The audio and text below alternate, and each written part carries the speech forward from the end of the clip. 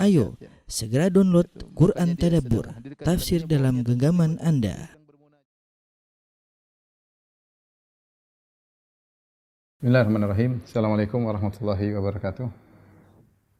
Alhamdulillahi ala ihsani wa syukru lahu ala taufiqihi wa amtinani wa asyhadu an la ilaha illallah wahdahu la syarika lahu ta'ziman li sya'ni wa asyhadu anna Muhammadan abduhu wa rasuluhu da'ila ridwani.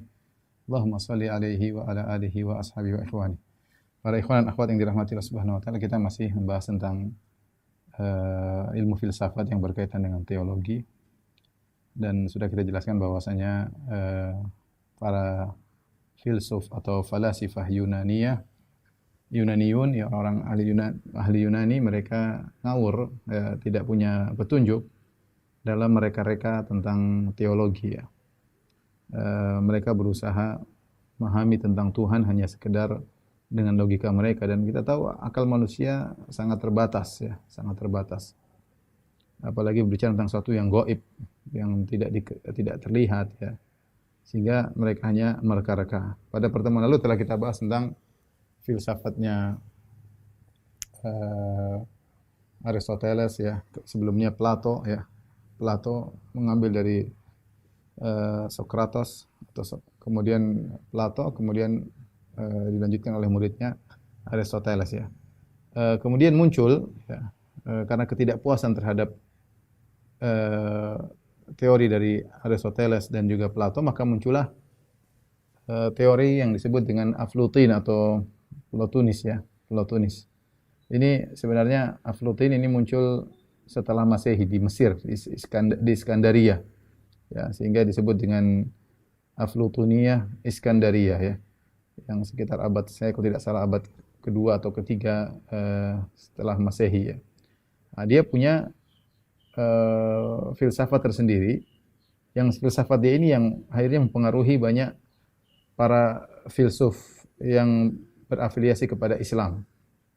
Mempengaruhi filsafatnya Al-Farabi, kemudian mempengaruhi filsafatnya Ibnu Sina, dan juga mempengaruhi filsafatnya gembongnya Wahdatul Wujud, yaitu Ibnu Arabi, dan juga sufi-sufi yang lainnya. InsyaAllah akan kita jelaskan pada kesempatan. Demikian juga dari filsafat-filsafat Yunani secara umum akhirnya mempengaruhi Asy'ariyah dan Mu'tazilah. InsyaAllah akan kita bahas pada waktunya. Sekarang pada kesempatan ini saya akan bahas fokus tentang teori filsafat Aflutin atau Platonis, kemudian bagaimana pengaruhnya terhadap filsafat Farabi dan Ibnu Sina, kemudian Ibnu Arabi, ya. Karena mereka sangat terpengaruh dengan filsafat Platonis, ya. Tentunya memahami filsafat mereka memang sulit, ya, karena namanya filsafat banyak hal yang tidak jelas, kurang jelas, dan sering mereka mengungkapkan dengan ketidakjelasan, ya, karena mereka mengungkapkan suatu hal yang sangat sulit hanya sekedar logika-logika yang tidak dibangun di atas dalil. Masing-masing punya cara berpikir tersendiri. Baik. Secara umum, ya, ada namanya Aflutin atau Platonis, ya. Kemarin telah kita sebutkan dengan teori Plato dan juga teori Aristoteles, Plato dengan al-muthul, ya, sudah kita jelaskan pada pertemuan lalu, ya, yaitu bahwasanya yang ada di atas, yang kita lihat indrawi ini hanya proyeksi dari sesuatu yang hakiki di alam akal, yang itu sudah kita bantah kemarin. Kemudian juga Aristoteles yang berusaha menggunakan teori namanya huyuli dengan surah, dengan harakat, ini sudah dibantah, dan banyak yang tidak puas dengan pendapat mereka. Maka muncullah gelombang filsafat baru, ini muncul setelah Masehi. Kalau Aristoteles itu sekitar mungkin 3 abad sebelum Masehi atau 4 abad sebelum Masehi, Plato dan Aristoteles. Ini kemudian ratusan tahun berikutnya muncul Aflutin di Iskandaria, ya, di Iskandaria maksudnya di Mesir. Di Mesir, tapi dia Yunani. Kemudian dia punya teori yang dia buat namanya teori Al-Faid Al-Ilahi, ya. Al-Faid Al-Ilahi, ya. Al-Faid Al-Ilahi. Ya, ini tujuannya apa? Dia ingin menjelaskan tujuannya bahwasanya bagaimana bisa menjelaskan bahwa causa prima atau yang mereka sebut dengan al-awwal, yaitu Tuhan maksudnya, yaitu Tuhan yang esa dan simple, ya, bisa memunculkan makhluk yang begitu beragam, makhluk yang plural dan beragam. Sementara mereka sepakat dengan satu kaidah yang mereka sebutkan bahwasanya al-wahid la yasduru anhu illa al-wahid, ya. Yaitu al-wahid la yasduru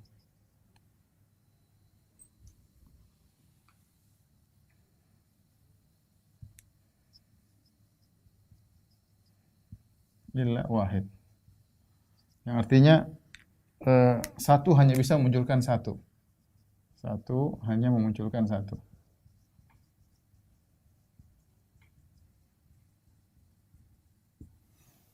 Ini teori-teori yang dibuat oleh Plato, Aristoteles tidak bisa menjelaskan bagaimana Tuhan yang esa, yang satu, yang simple, yang statis, kok bisa memunculkan sesuatu yang banyak, yang bergerak dan macam-macam.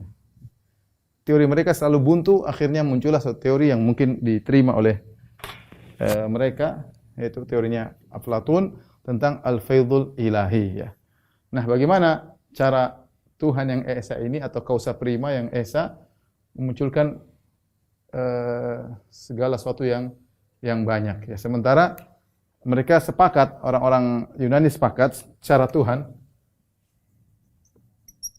Tuhan menurut filsuf Yunani, enggak ada yang lain nih, habis.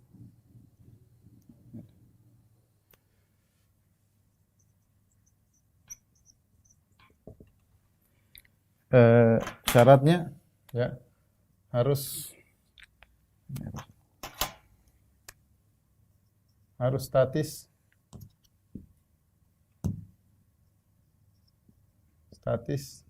tidak berubah, kemudian tidak bergerak,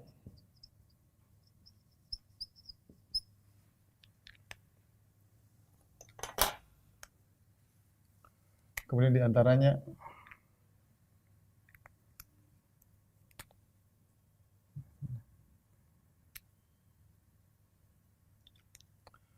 tidak bergerak, diantaranya sudah sempurna,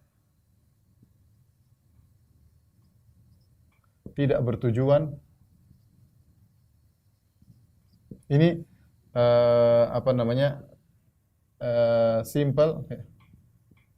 Tidak mengandung, itu esa, tidak mengandung pluralitas, ya. Ini syarat-syarat Tuhan yang disepakati oleh seluruh orang-orang Yunani, ya. Tuhan statis, tidak bergerak, sudah sempurna, tidak bertujuan, simple, tidak mengandung pluralitas, ya. Boleh statis. Kalau statis berarti kata mereka Tuhan sudah sempurna. Kalau Tuhan bergerak berarti Tuhan butuh kesempurnaan baru. Berarti Tuhan tidak boleh bergerak. Kalau Tuhan dinamis berarti kenapa dia butuh dinamis? Kalau dia dinamis berarti dia tidak sempurna. Ya, karena dia butuh pada kondisi yang lain. Sehingga dia berpindah dari sesuatu yang kurang sempurna menuju kondisi yang lebih sempurna. Oleh karena harus tidak boleh bergerak. Tidak boleh dinamis, tidak boleh bergerak, ya. Kemudian tidak boleh bertujuan, karena kalau Tuhan bertujuan berarti dia belum sempurna, dia hanya sempurna dengan tujuan tersebut. Jika tercapai, berarti ketika dia bertujuan dikatakan dia tidak sempurna. Tuhan harus simple, tidak boleh ada macam-macam dalam Tuhan karena dia adalah esa.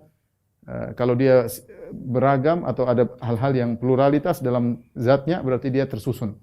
Ini syarat Tuhan menurut filsuf Yunani yang disepakati juga oleh ahlul kalam, ya. Kalau kita syarat Tuhan, qul huwallahu ahad, Allahus samad, lam yalid walam yakul lahu kufuwan ahad, selesai. Allah Maha Esa. Allahus samad, Allah tidak butuh kepada yang lain butuh kepada Allah. Lam yalid walam yulad, Allah tidak melahirkan dan tidak dilahirkan, walam yakul lahu kufuwan ahad. Mudah, sederhana, simple, sederhana. Dan Allah tidak ada sesuatu pun yang serupa dengan Dia. Ini mereka bikin Seakan-akan ini yang disebut dengan al-qat'iyat ya. Ini kayaknya mereka sudah terima, tidak bisa diprotes ya. Syarat-syarat Tuhan ini disebut dengan al-qat'iyat.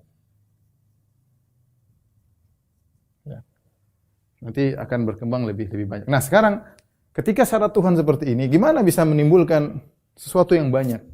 Kalau dia tidak statis, terus bagaimana dia bisa memunculkan makhluk? Harusnya kalau dia statis ya gitu-gitu saja. Dia tidak dinamis. Kalau dia tidak bergerak, kalau dia tidak berkehendak, terus ngapain ada makhluk? Dia sudah sempurna tanpa ada makhluk, ngapain dia ciptakan makhluk? Ya. Pergulatan akal yang mereka bercarut-marut dalam pemikiran mereka, tapi mereka secara umum saya simpulkan setelah saya baca perkataan mereka semuanya yang saya sampai dalam buku-buku yang sempat saya baca, kesimpulannya seperti itu. Terus bagaimana bisa menjelaskan kausa prima munculkan makhluk yang beragam? Satu yang simpel menimbulkan makhluk yang pluralitas yang beragam. Bagaimana cara menjelaskan sementara mereka punya kaidah al-wahid la yasduru anhu ila wahid, satu hanya munculkan satu pula. Bagaimana ceritanya? Begini ceritanya ya. Adapun ceritanya, cerita tentang al-faid al-ilahi. Al-faid bahasa Arabnya kira-kira artinya adalah curahan. Al-faid itu secara bahasa artinya adalah curahan ya. Seperti matahari yang panas mencurahkan cahayanya, itu namanya al-faid. Sampai ke bumi. Seperti air yang banyak akhirnya mencurahkan air melalui lubang-lubangnya keluarnya mata air. Itu namanya al-faid ya. Seperti kata mereka juga ibarat pohon yang kemudian akar yang kuat mencurahkan cabang-cabangnya yang bersumber dari satu sumber, kemudian cabang-cabang batang dan itu namanya al-faid. Nah, apa maksudnya al-faid? Yaitu mereka yang menyatakan bahwasanya makhluk ini adalah al-faidul ilahi, adalah suatu curahan dari Rabbul Alamin. Allah Subhanahu wa taala atau istilah mereka Tuhan kausa prima, al-awwal sebab pertama, karena saking sempurnanya maka dia mencurahkan makhluk. Yang makhluk tersebut tercurahkan darinya karena dia saking sempurna. Bukan karena kebutuhan kepada makhluk dan bukan karena dia ingin ciptakan makhluk. Semuanya agar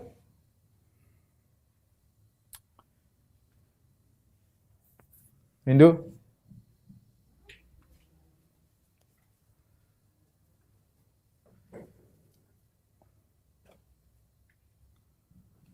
saya ulangi. Sampai di mana tadi? Jadi dia ingin menjelaskan ya agar bagaimana status Tuhan tetap bertahan, bisa tetap statis, tidak bergerak, sudah sempurna, tidak bertujuan, simple, status ini tetap bertahan, tapi bisa menimbulkan makhluk yang pluralitas dan beragam. Ya. Sementara syarat Tuhan ini harus tetap bertahan. Bagaimana? Nah, inilah muncullah namanya teori al-faid al-ilahi. Bahwasanya makhluk ini muncul karena kesempurnaan Tuhan sehingga muncullah makhluk. Muncullah makhluk yang beragam. Nah, bagaimana prosesnya muncul makhluk yang beragam dari Tuhan yang esa dan simple tersebut? Mereka mengatakan prosesnya begini, secara sederhana ya prosesnya. Dan ini disebutkan dalam Tasu'at Platon ya. Prosesnya pertama kausa prima, kemudian yang muncul yang kedua adalah mereka mengatakan al-aqal al-kulli. Akal al-kulli. Akal itu akal yang saya sudah katakan kulli itu sesuatu yang tidak ada di alam nyata. Seperti saya sudah jelaskan, ketika kita bilang manusia itu tidak terbayangkan karena manusia suatu kata yang mencakup begitu banyak anggotanya. Saya, antum, semuanya adalah manusia. Ketika manusia mana kita tidak bisa bayangkan secara indrawi, secara hissi, secara kenyataan, tidak bisa kita lihat kecuali kita bilang manusia tersebut maksudnya firanda, baru ketahuan. Tapi kalau sekedar manusia saja, maka dia adalah suatu yang kulli. Ya, suatu yang kulli. Seperti wujud. Wujud ya kita ngerti wujud, tapi wujud apa kalau kita mau wujudkan di alam nyata? Enggak bisa. Wujud hewankah, wujud batukah, wujud airkah? Tapi kalau wujud semua apa? Wujud suatu yang ada. Tapi Itu hanya dalam benak kita, sama manusia dalam benak kita. Ketika kita ingin wujudkan di alam nyata, maka harus tertakyin. Itu. Nah, kalau kulli seperti namanya al-akal kulli. Al-akal kulli ini kemudian menimbulkan an-nafs al-kulliyah. Bagaimana prosesnya tidak dijelaskan secara detail oleh Aflatun ya. An-nafs al-kulliyah. Jiwa karena kita tahu namanya setiap jisim ada jiwanya. Setiap jisim ada jiwanya. Jisim seperti kita ada jiwa dalam jisim kita. Tapi pertama dia munculkan an-nafsul kulli. Al-akal kulli ini satu. Ini kan kausa prima ini satu. Kata mereka al-akal kulli juga satu, enggak ada masalah. Al-akal kulli menjadi nafsu kulli juga ini masih satu muncul satu. Setelah dari nafsu al-kulliyah baru kemudian beranjak merubah menjadi an-nufus al-juz'iyah. Yaitu jiwa-jiwa yang banyak. Yang tertakyin. Tertakyin maksudnya teridentifikasi.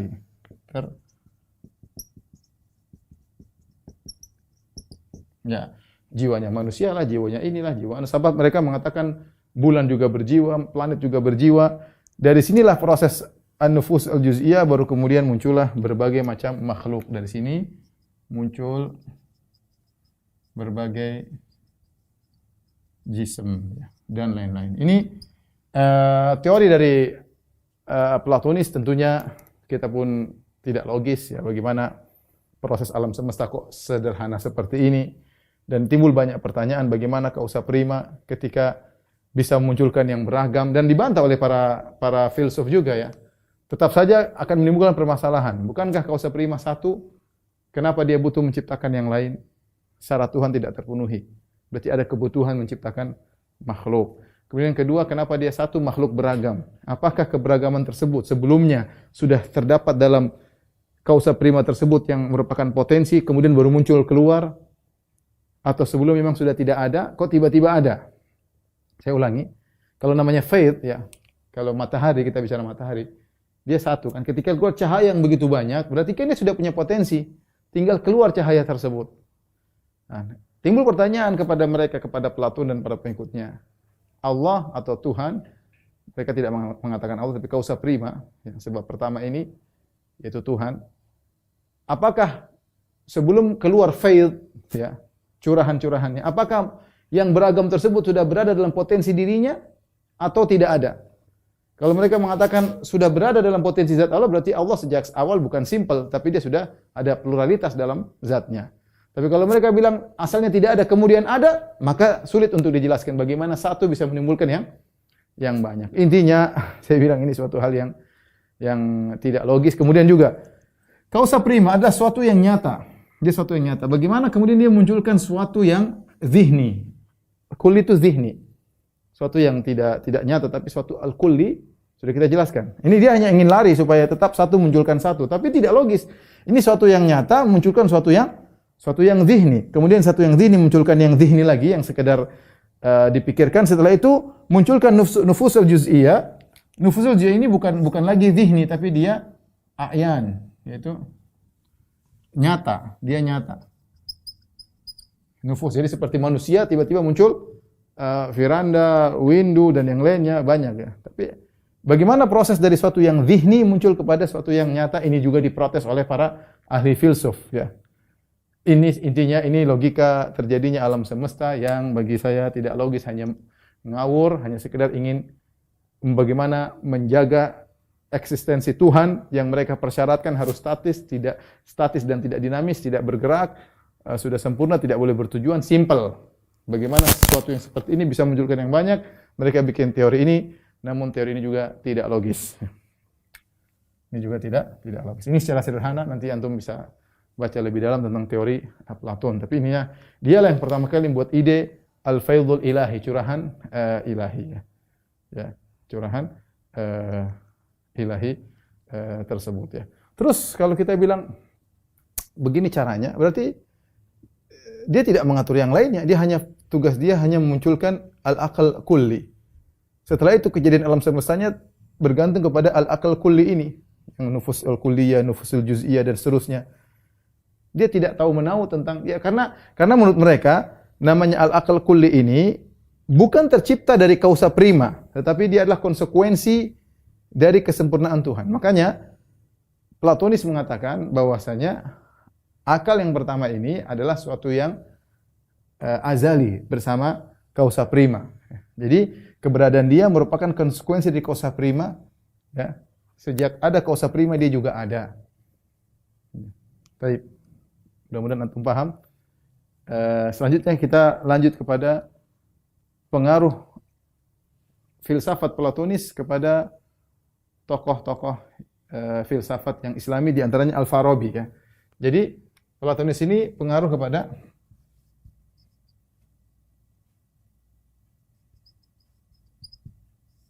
yang pertama Al-Farabi, kemudian Ibnu Sina.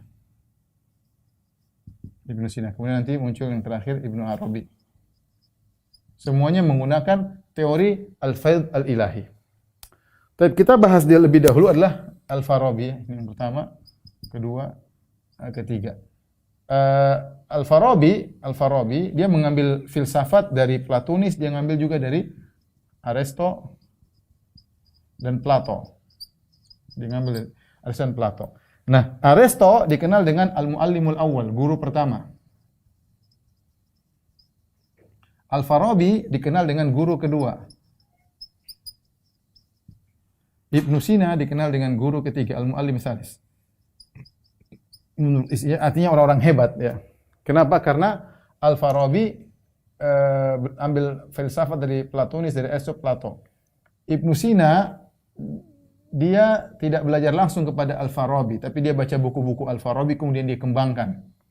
Ya, maka ini disebut guru kedua. Guru pertama Aristoteles, ini guru kedua, dia dikenal dengan guru ketiga. Sekarang kita akan bahas tentang Al-Farabi pertama kali. Al-Farabi,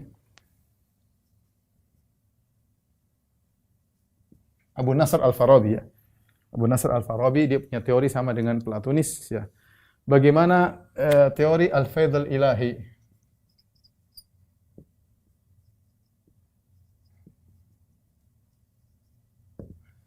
Dia membagi wujud, dia membagi wujud ada 6. Wujud ada 6.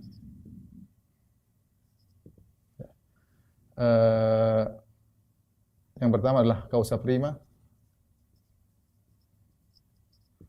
Yang ketiga adalah al-uqul. Al-thaniyah. Yang ketiga adalah al-aql fa'al. Kemudian yang keempat adalah an-nufus. Kemudian ada al-hayuli, as-surah. Baik. Causa prima maksudnya adalah Tuhan. Allah maksud dia. Kalau Farabi kan dia muslim. Dia berusaha menggabungkan antara agama Islam dengan filsafat Yunani ya.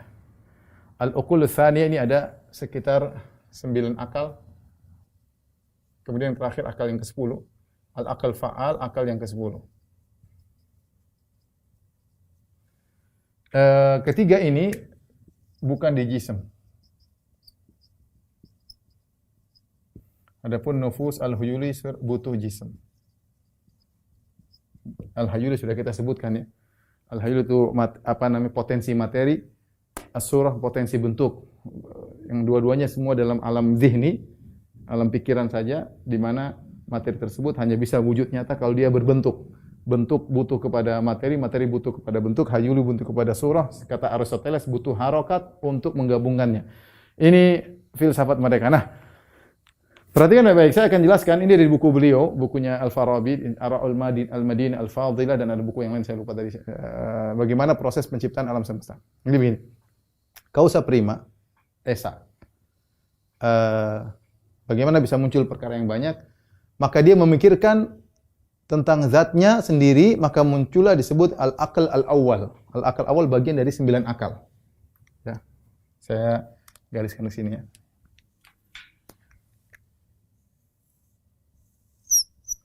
Jadi causa prima memikirkan dirinya, maka muncullah akal awal, akal pertama. Akal pertama ini kemudian memikirkan dirinya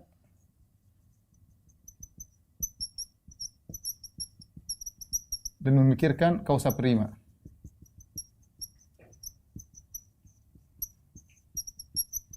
Ketika dia memikirkan kausa prima, muncullah akal kedua. Muncul akal kedua.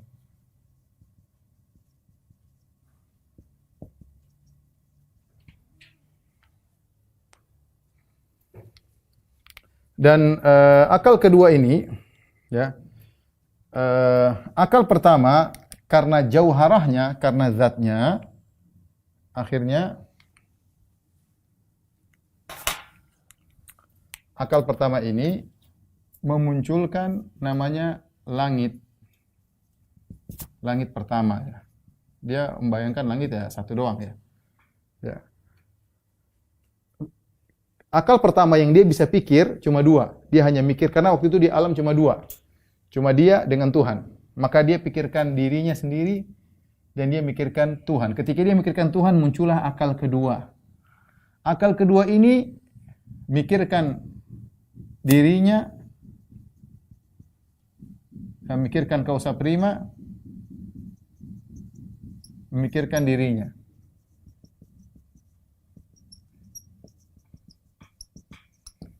Nah, muncul akal kedua ini karena jauharahnya, lalu muncullah planet, ya.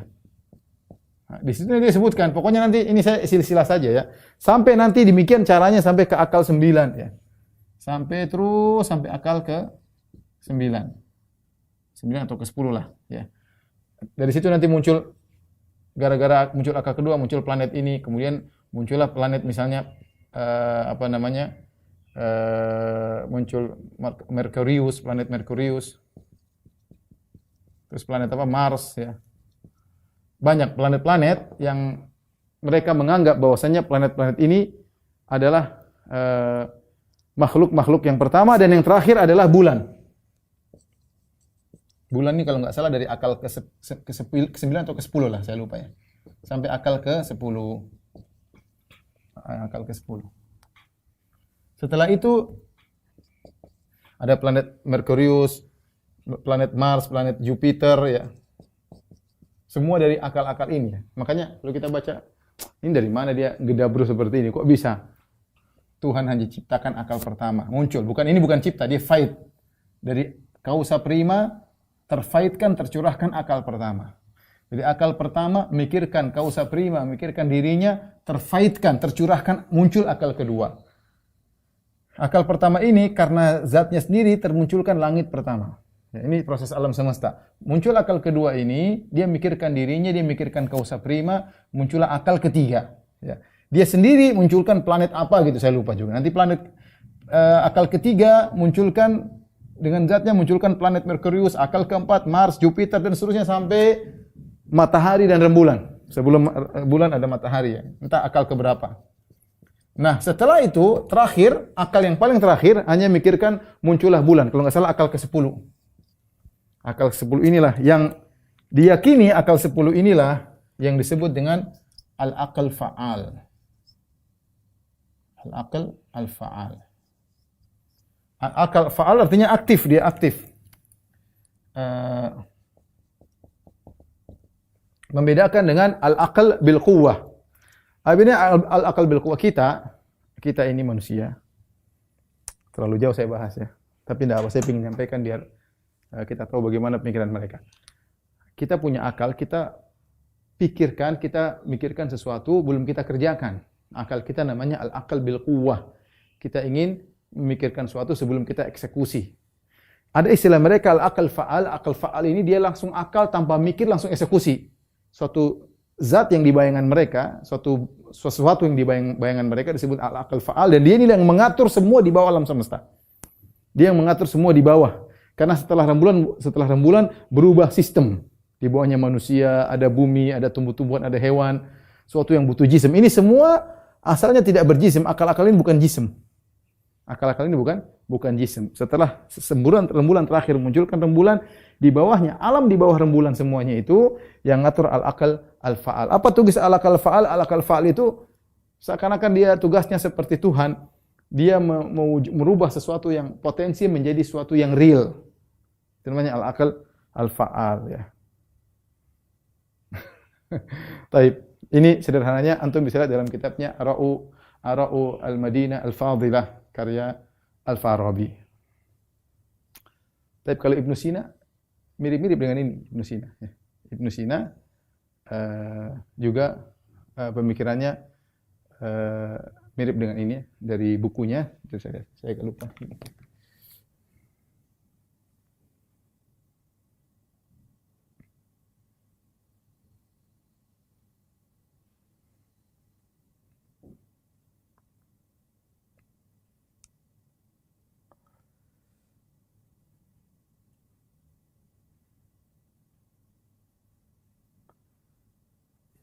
Ibnu Sina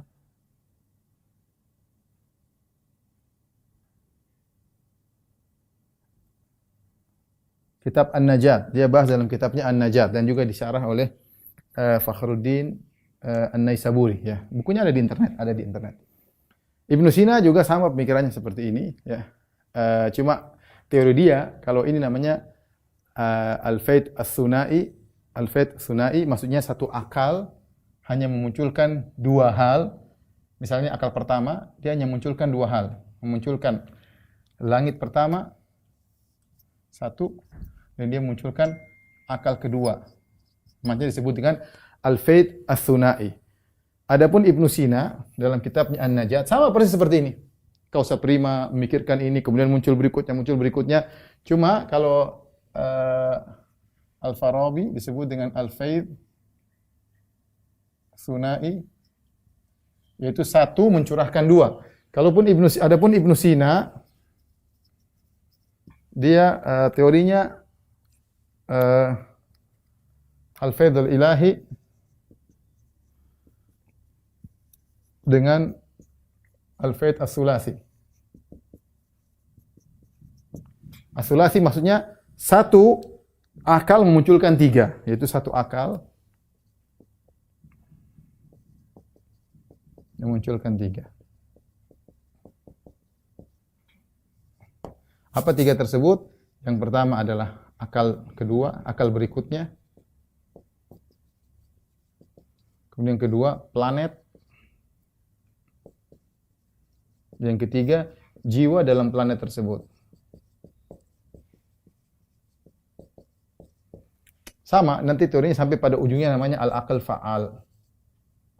Inilah yang paling mempunyai pengaruh dalam pengaturan alam semesta, dalam pencurahan ilmu dan yang lainnya. Ya, Taib, saya mau ulangi sebelum saya sebutkan tentang bagaimana pengaruh pemikiran mereka, dampak buruknya menimbulkan kekufuran.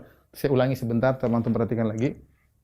Aflatun, ya, dan para filsafat yang lain, Aristoteles, kemudian Plato yang paling top. Plato, Aristoteles, Aflatun. Ya. Mereka punya suatu qat'iyat, suatu pemikiran yang absolut, yang tidak mungkin salah tentang Tuhan. Tuhan itu syaratnya ini, ya, statis, tidak dinamis, tidak pernah berubah, tidak bergerak, sudah sempurna, tidak bertujuan, ya, tidak muncul karena sesuatu dan tidak melakukan karena sesuatu. Tuhan harus begitu. Simple, tidak mengandung pluralitas. Ya, taib. Sehingga mereka buat bagaimana teori sesuatu yang tidak bergerak kok bisa menimbulkan gerakan, sesuatu yang statis kok bisa menimbulkan dinamis, sesuatu yang esa kok bisa menimbulkan yang pluralitis. Ya. Maka mereka bikin teori-teori. Teorinya Plato terbantahkan, dibantah oleh mereka sendiri. Teorinya Aristoteles juga dibantah, tidak logis. Hiyuli kemarin sudah kita bantah pada pertemuan yang lalu. Muncullah setelah Aristoteles, mungkin ratusan tahun berikutnya, 500 tahun berikutnya, muncullah Platonis, Aflatun, dan dia adalah seorang Yunani yang tinggal di Mesir, di Iskandaria. Dia pertama kali membuat satu kaidah teori baru namanya al-faid al-ilahi. Ya, al-faid al-ilahi. Dia tidak menamakan Tuhan, tapi nama kausa prima, as-sababul awal. Bukunya diterjemahkan dalam bahasa Arab namanya Tasu'at Aflatun. Tasu'at Aflatun. Ya. Dan dia sebut, saya nukil di sini dalam tulisan saya, halaman sekian, dan saya nukil perkataannya sesuai yang diterjemahkan. Ya. Nah, tujuan dia bagaimana menjelaskan sesuatu yang kausa prima ini, yang esa dan simpel, bisa menimbulkan makhluk yang plural dan beragam.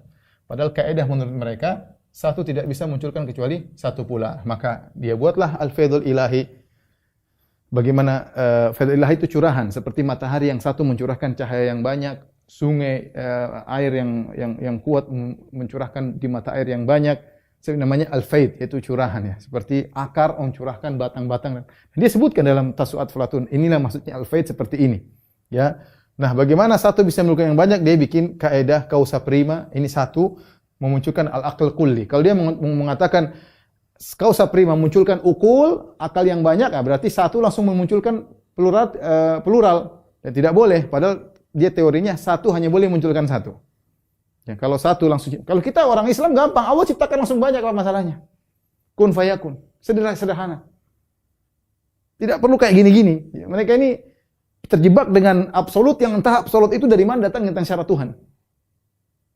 Jadi mereka bilang satu harus munculkan satu. Satu itu apa yang dimunculkan oleh kausa prima adalah al-aql kulli. Al-aql kulli sebenarnya itu bukan suatu zat, dia cuma ditihin, tadi sudah saya jelaskan. Dari al-aql kulli muncul namanya an-nafsu al-kulliyah. Sama, suatu yang zihin juga.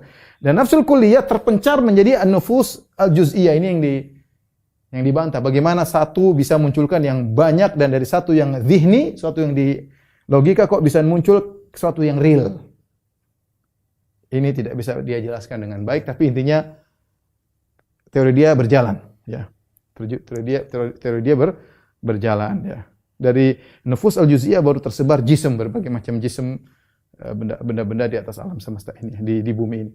Nah, teori dia rupanya diminati oleh tokoh filsafat dua orang dari orang Islam yang terkenal. Pertama Al-Farabi, ya. Kemudian yang kedua adalah Ibnu Sina. Al-Farabi, dia juga tidak bertemu dengan Aristoteles, tapi dia belajar buku-buku Aristoteles. Dan dia belajar buku Platon. Dia belajar tiga orang, Aristoteles, Plato, dan Aflutin. Aristoteles, Plato, dan Plotinus. Tiga orang ini. Dan yang paling berpengaruh bagi dia adalah teori Platonis. Ya. Tentang al-faid al-ilahi. Nah, dia ingin tujuan dia, dan saya akan nukil Al-Farabi, dia menganggap bahwasanya Yunani itu adalah yang benar. Agama hanya sekedar untuk membuat orang paham tentang filsafat. Jadi agama sarana. Filsafat Yunani adalah sesuatu yang absolut. Saya bacakan perkataan dia biar untuk semakin yakin ya. Dia berkata dalam bukunya Al-Millah ya. Al-Farabi halaman 47, dia berkata, "Fa idzan al-falsafatu hiya allati tu'ti barahin ma tahtawi alaihi al-millatu al-fadilah." Kalau begitu, filsafatlah yang memberikan argumentasi perkara-perkara yang dikandung oleh agama yang mulia. Jadi agama yang mulia ini tidak ada argumentasinya kecuali dari filsafat yang bisa menunjukkan argumentasi agama. Jadi kata dia yang utama adalah filsafat. Agama tidak bisa berdiri kecuali ditopang oleh filsafat. Ini menurut dia. Bahkan dia berkata lagi lebih tegas lagi dalam bukunya Al-Huruf halaman 131. Dia berkata, "Innama yultamasu biha ta'limul jumhur al-asya' an-nadhariyah wal 'amaliyah allati ustunbitat fil falsafati bil wujuh allati yata'atta lahum fahmu dzalik bi iqna'in aw takhyilin aw bihima jami'an." Hanyalah tujuan syariat adalah untuk mengajari orang-orang awam, jumhur maksudnya, perkara-perkara teoritis dan praktis yang diambil dari filsafat. Yang mengajari orang-orang awam dengan sisi-sisi yang memungkinkan mereka untuk memahaminya. Apakah dengan penjelasan yang memuaskan, atau dengan penghayalan, atau dengan keduanya sekaligus. Jadi menurut dia, orang awam ini butuh syariat. Syariat sebenarnya tidak hakikat. Jadi syariat hanya menjelaskan dengan teori syariat agar orang-orang awam bisa paham. Terkadang dengan penghayalan. Ya, makanya mereka mengatakan tidak ada namanya kebangkitan hari kiamat, jasad dibangkitkan, telanjang, itu enggak ada kata mereka. Itu cuma sekedar pengkhayalan kepada orang awam agar mereka bisa paham. Sebenarnya hakikatnya tidak demikian. Ya. Jadi intinya mereka ini menganggap bahwasanya filsafat adalah nomor satu. Agama ditopang dengan filsafat. Agama hanyalah penyambung dari filsafat. Terkadang agama menyelisih filsafat agar bisa dipahami oleh orang-orang awam. Sebenarnya hakikatnya tidak demikian ya. Baik. Saya kembali ya. Jadi Farabi ya, maka dia punya teori tentang tercipta alam seperti ini, kausa prima, kemudian tingkat kedua namanya ukul as-saniyah. Jadi akal pertama disebut dengan asbab as-saniyah. Banyak, atau al-asbab bukan sani, as-sawani ya. Mungkin tepatnya al-ukul as-sawani. Karena dia banyak ya.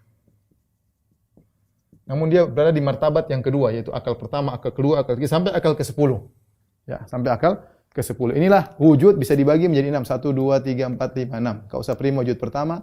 Dari kausa prima munculnya akal yang 9 akal atau 10 akal. Ya, 10 akal. Ya 9 akal, diantaranya akal yang ke-10. Prosesnya tadi sudah kita sebutkan.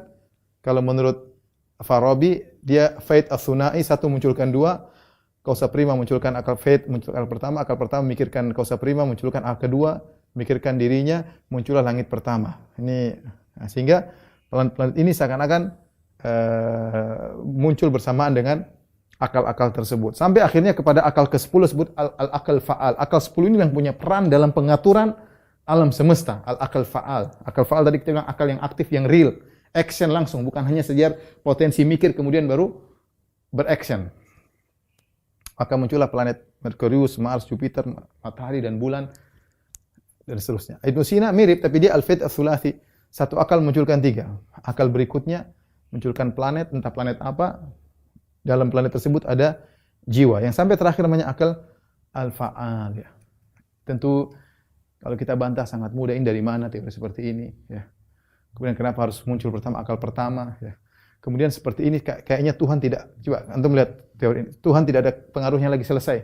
Tuhan hanya munculkan akal pertama, selanjutnya berjalan dengan sendirinya. Tuhan tidak punya kuasa lagi selesai. Dia tidak ciptakan yang lain. Kemudian seakan-akan Tuhan adalah akal al-fa'al. Akal fa'al ini yang mengatur di bawah semua. Akal ke-10. Berikutnya juga kenapa cuma terbatas pada akal ke-10? Karena mereka dapati planet cuma 9 ya, atau tata surya cuma sekian, sehingga mereka membatasi akal sekian. Mungkin sekarang kalau mereka tahu ilmu tentang fisika, ternyata planet lebih daripada itu. Mungkin akal bisa jadi akal 100, akal keberapa. Karena dulu otak mereka hanya tahu itu, mereka batasi akal sampai akal ke-10, dialah akal al-fa'al yang paling bawah, yang dari dia timbullah rembulan, dan dia yang mengatur apa yang terjadi di atas muka bumi ini. Dan itu semua kengawuran. Sampai Al-Farabi mengatakan al-akal fa'al ini adalah Ruhul Kudus. Kata dia inilah Jibril. Inilah Jibril. Dari sini para ulama banyak mengkafirkan mereka. Di antara Ghazali, Ibn Taimiyah, Ibn Al-Qayyim mengkafirkan filsuf-filsuf ini karena ajaran mereka bertentangan dengan ajaran Islam. Taib, saya akan jelaskan selain, tolong dihapus ya. Taib, kita akan sebutkan tentang dampak dari pemikiran filsafat Islam, keterpengaruhan pemikiran Yunani kepada mereka. Pertama, ahlul filsafat ya, mereka mengatakan bahwasanya alam itu qadim. Alam itu azali bersama Allah. Kenapa bisa demikian? Karena menurut mereka alam terjadi dengan proses al-faid.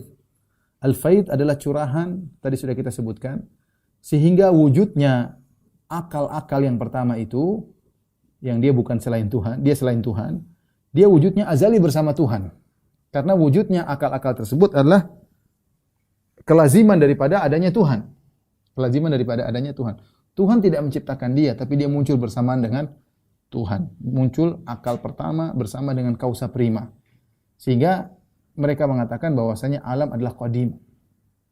Alam adalah qadim. Dan ini logika mereka, karena kalau mereka mengatakan alam tidak qadim, akal pertama tidak qadim, berarti Allah berubah status dari sendirian kemudian menciptakan. Berarti ada perubahan status. Padahal syarat mereka Tuhan tidak boleh berupa, tidak boleh dinamis, harus statis. Kalau Tuhan tiba-tiba dahulunya sendiri, kemudian tiba-tiba memunculkan makhluk, berarti Tuhan dinamis dong. Dan mereka sudah punya aturan yang absolut bahwasanya Tuhan tidak boleh dinamis. Dengan demikian mereka mengatakan alam itu sudah ada, tapi alam yang maksudnya azali adalah akal yang pertama. Yang dari dia kemudian muncul yang macam-macam, tadi sudah kita jelaskan. Gara-gara ini Al-Ghazali mengkafirkan falasifah, Ibnu Sina dan juga Farabi dan yang lainnya. Gara-gara mereka mengatakan berdasarkan teori al-faid al-ilahi, curahan tadi, mereka mengatakan alam itu qadim, azali bersama Allah. Ini yang pertama. Yang kedua, di antara dampaknya mereka mengatakan bahwasanya Allah Subhanahu wa taala ilmunya hanyalah al-kulli, tidak tafsili, tidak terperinci. Allah itu hanya mengetahui secara global.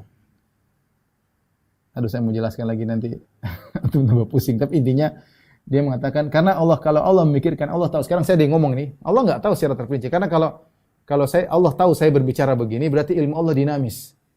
Tadinya Allah tidak tahu saya ngomong begini, sekarang Allah tahu. Sekarang Allah sedang tahu. Berarti Allah tidak tahu secara terperinci saya seperti ini. Dan itu kekufuran. Bagaimana Allah tidak tahu? Saya saja tahu tentang apa yang saya lakukan, berarti saya lebih alim daripada Allah dalam hal perbuatan saya dong. Maka dibantah oleh para ulama, dibantah Al-Ghazali yang lain. Ini juga, ini akibat pola pikir yang bahaya bicara tentang Tuhan, bikin syarat-syarat Tuhan sendiri. Akhirnya mereka mengatakan, dan itu disampaikan oleh Ibnu Sina, ya, dalam buku-bukunya, ya, saya nukil dalam tulisan saya, dia mengatakan bahwasanya Allah hanya mengetahui secara global, kulli, tidak secara terperinci. Karena kalau Allah tahu secara terperinci, berarti Allah dinamis dan tidak boleh bagi Tuhan. Oleh karenanya, Allah hanya tahu secara global tentang akibat, sebab dan akibat. Adapun secara terperinci, saya sekarang sedang ngomong, saya sekarang sedang gerak-gerakkan spidol, Allah tidak tahu. Allah tidak tahu, karena kalau Allah tahu berarti ilmu Allah berubah-ubah, berarti Allah dinamis. Subhanallah. Mereka bikin syarat Tuhan sehingga mereka terjebak seperti ini.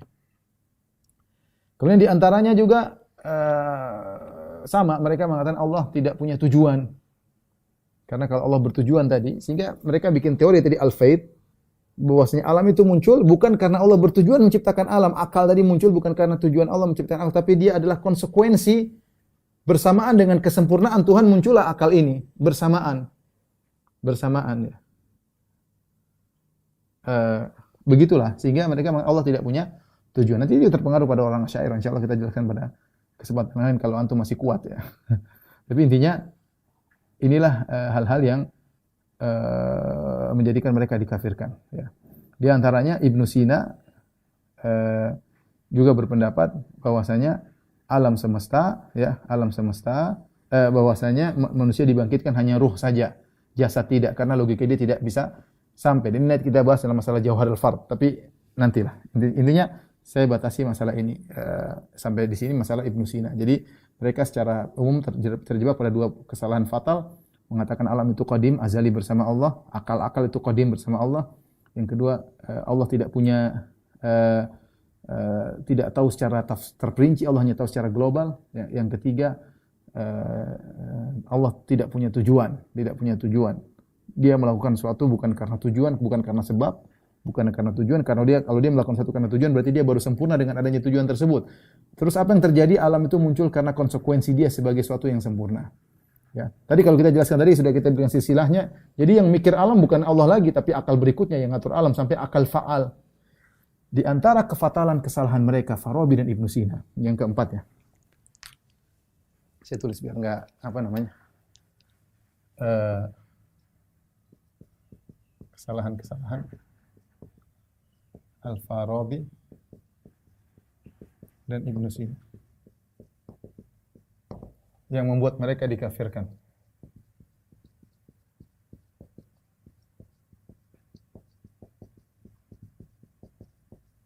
Pertama mereka mengatakan alam qadim, azali bersama Allah. Zahir dari perkataan mereka ada yang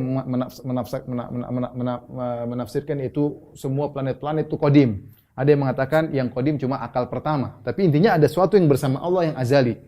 Ya, yang kedua, Allah hanya berilmu tentang makhluk secara kulli yaitu global saja, tidak terperinci. Yang ketiga, Allah tidak bertujuan. Tapi ini tidak ya, ini tidak, ini bukan hal yang buat mereka dikafirkan karena orang Asy'ariyah juga demikian. Ini juga kesalahan Asy'ariyah. Nanti akan kita bahas insyaallah. Terpengaruh dengan tapi yang membuat dia terkafirkan yang ketiga adalah masalah kenabian.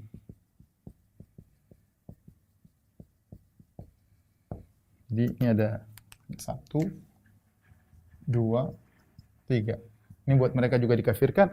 Kata mereka, kenabian itu menurut Ibnu Sina terutama amrun muktasab, perkara yang bisa diusahakan. diusahakan. Kemudian yang berikutnya adalah kenabian tidak hakiki.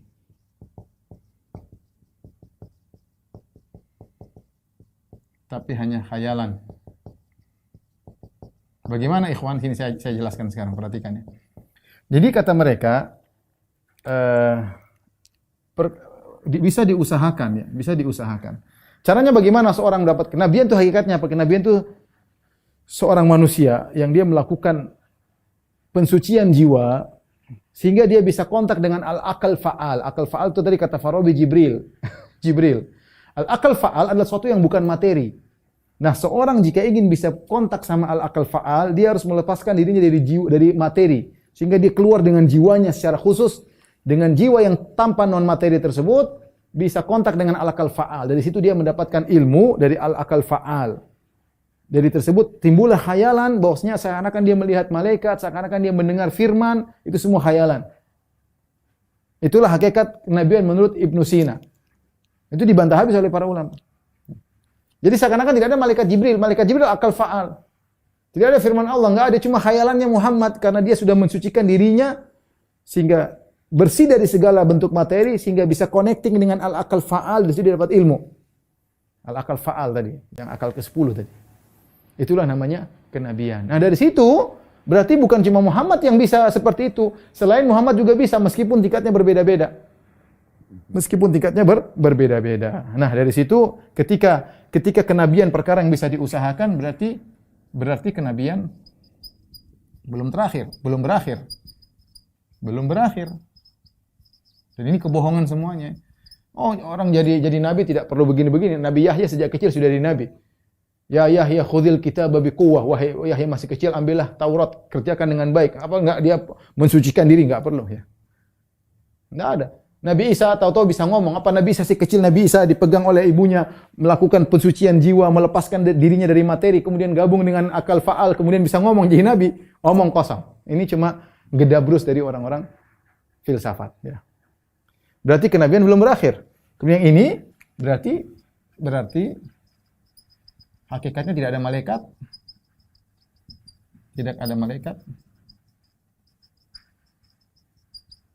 Dan tidak ada firman.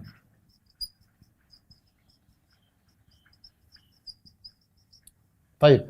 Ini kesalahan yang buat mereka dikafirkan. Ada kesalahan berikutnya Ibnu Sina dan kita akan bahas nanti pada kesempatan yang lain. Kesalahan yang keempat yaitu kata Ibnu Sina yang dibangkitkan pada hari kiamat hanya ruh. Bukan jasad. Ini juga nanti ini masalah Jawrul Fat pada kesempatan yang lain ya. Ini di antara hal yang membuat dia dikafirkan ya. Ini kalau kita mau terperinci 5 dan 6 ya. Atau 4 dan 5 ya. Ini kekufuran tersendiri, ya. Taib. Ada namanya Ibnu Arabi. Ini sekedar insyaallah kita akan bahas sufi secara khusus. Ibnu Arabi sama teori Platonis juga. Dan ini disebutkan oleh mentahqiq buku dia Al-Fusus.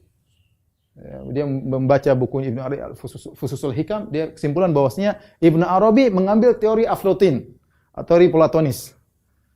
Adopsi teori Platonis. Sehingga ada namanya wahdatul wujud. Dan sangat sederhana. Bahwasanya kita ini semua adalah faid ilahi. Alam semua pada hakikatnya adalah curahan Tuhan, al-faid al-ilahi. Al-faid al-ilahi. Ini juga kekufuran. Ibnu Arabi juga dikafirkan gara-gara ini. Ini akibat pengaruh filsafat masuk kepada tokoh-tokoh muslim. Nah, kita singgung tentang Ibnu Sina. Ibnu Sina adalah seorang tokoh yang sangat cerdas dan dia hidup dari keluarga yang berpemahaman Ismailiyah. Ismailiyah bagian daripada Syiah. Syiah ada sudah pernah kita bahas tentang Syiah. Ada Isna Asyariyah. Isna Asyariyah terbagi menjadi dua. Isna Asyariyah terbagi menjadi dua ketika Ismail meninggal sehingga keimaman dilanjutkan oleh adiknya. Sementara ada yang berpegang teguh dengan Ismail bahwasanya jalur keimaman harus lewat kakak tertua Ismail, maka timbullah Syiah namanya Syiah Ismailiyah. Nah, Syiah Ismailiyah sering aliran kebatinan. Aliran kebatinan dan juga tercampur filsafat. Nah, Ibnu Sina berangkat dari keluarga Syiah, kemudian dia belajar tentang filsafat, kemudian dia ingin gabungkan dengan agama, jadilah ini yang muncul dari dia ya. Dia punya ilmu tentang kedokteran ya, tapi wallahu alam sejauh mana, tentunya kedokteran dulu sangat sederhana ya, tidak seperti kedokteran zaman sekarang. Tapi inilah dampak dari pemikiran mereka.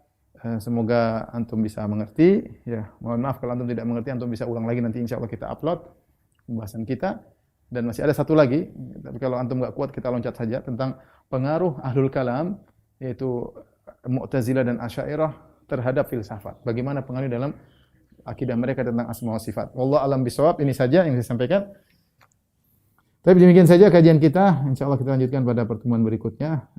Nanti saya diskusi lagi dengan Akh Dodi ya, apakah lanjut atau pindah bab, nanti dilihat ya. Wallahu alam bisawab. Wabillahi taufiq wal hidayah. Assalamualaikum warahmatullahi wabarakatuh.